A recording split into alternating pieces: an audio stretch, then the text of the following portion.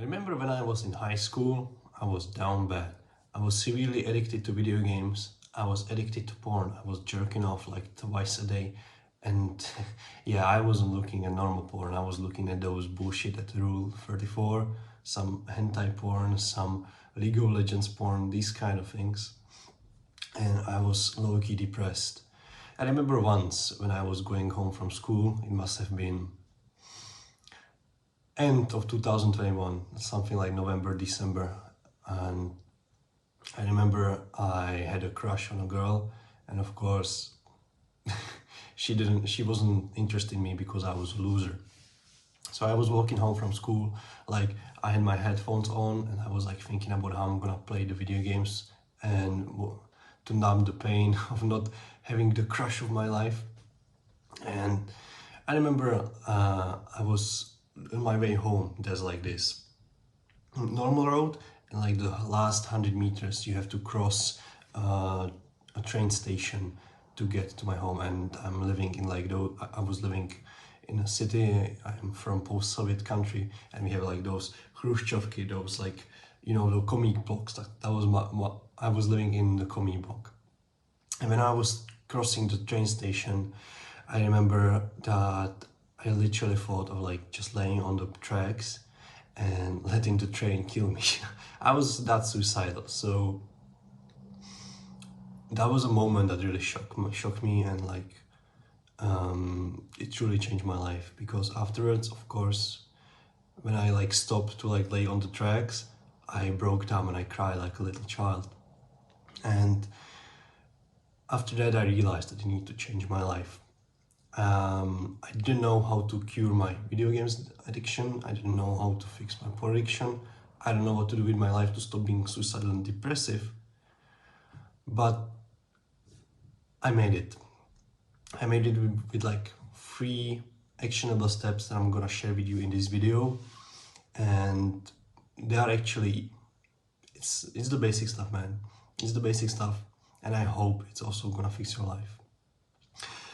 Now, the other story I have for you before I reveal to you those actionable steps is kind of a recent one. In July of the last year, I started working a full-time job. I work on average 14 hours a day for like 4 to 5 times a week. And as you can imagine, I wasn't ready for that, and my mental health took a hit and I fell back into the porn addiction. Now, why am I sharing this with you? It's because I used the same actionable steps I used back then in 2021. I used it now in last year, 2023, to fix my life and get back control over myself and my life. So let's start with it and do not prolong it. The first actionable step, of course, is meditation. I know now you're thinking about, oh no, I can't focus myself. Meditation is not for me, bro. When I started meditating, I literally couldn't focus myself for more than 10 seconds. I remember I was like, okay, let's meditate. So I like sit down, like, you know, this, and close my eyes. And literally under 10 seconds, I open it. I was like, no, it's not for me, it doesn't work. The key in meditation is not to focus yourself for 4 minutes without any intrusive thoughts. No, it's actually the opposite. You're supposed to have those intrusive thoughts. When you're meditating, the basic idea behind is that you close your eyes and you focus either on the top of your head or on your breathing. I think breathing is better for if you're starting out, so just focus on the breathing. And immediately, if your brain is fucked from Instagram and porn, you're gonna start having intrusive thoughts. The key is to ignore the thoughts. You still have them. You can still get lost in them, but you have to remember that you should be focusing on your breath.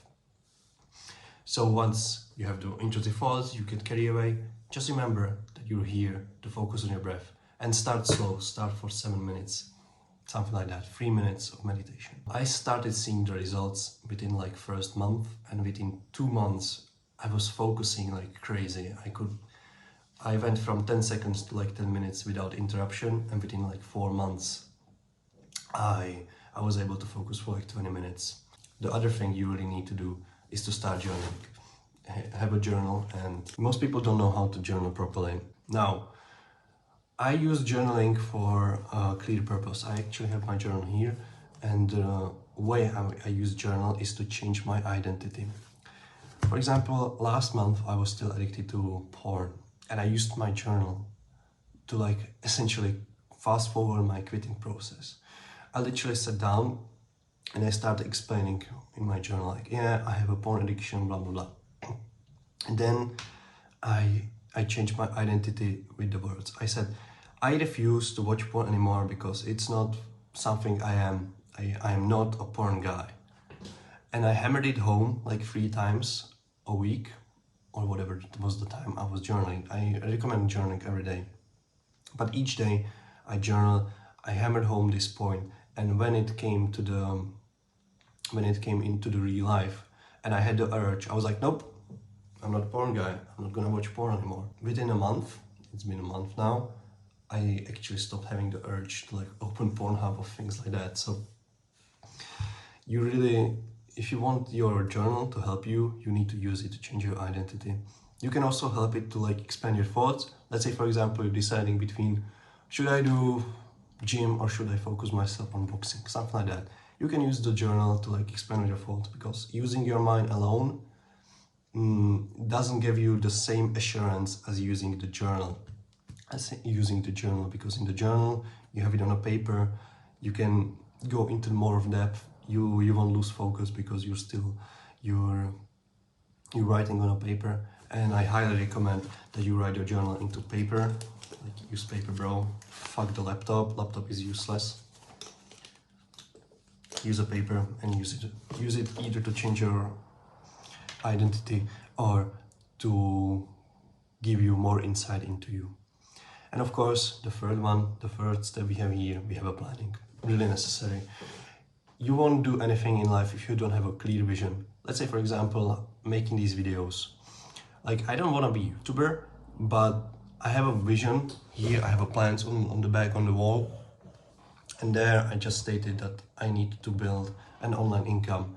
And I have really bad problems with accountability. So I'm gonna have a YouTube channel where I'm gonna post videos of me being accountable, and I'm gonna post my progress. Boom. Now, I wouldn't have done that if I didn't have it written on the wall, like generally. And now there's lots of ways of how you're gonna make a plan. Now, you have this long-term planning, and if you're gonna plan for like 10 years, honestly, it's good general idea, but let's be honest, in 10 years, no one knows what's gonna happen. And if you think you're gonna plan like 10 years from now, I'm gonna be shredded, I'm gonna weigh this weight, and I'm gonna have income of this, I'm gonna have income of 10,000 a month, bro. You don't know what's gonna happen, but at least it's good for giving you a general idea of where your life should be. What I suppose instead is to take not 10 years, but 1 month. For example, within 1 month, for this month of January, I said to myself that I'm supposed to create a YouTube channel and post videos, which I did. That I'm supposed to learn copywriting and start outreaching. I'm learning copywriting and I'll start outreaching soon. That's fine. I was supposed to quit porn, which I did. I was supposed to start meditating, which I did. I wouldn't be able to do it if I just said to myself, oh bro, today's the day, let's go quit. No.